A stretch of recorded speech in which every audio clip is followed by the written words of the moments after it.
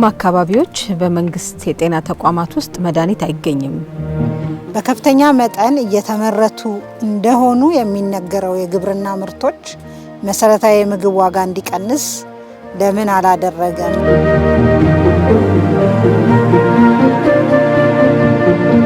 ማደያዎች ነዳጅ አይሸጡም።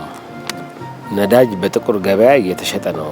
ትምህርት ጥራትን መሰረት ባደረገው የመንግስት አካሄድ በርካታ ተማሪዎች ሆን ተብሎ በስፋት እንዲወድቁ እየተደረገ ነው። እውነት ወይስ ሐሰት?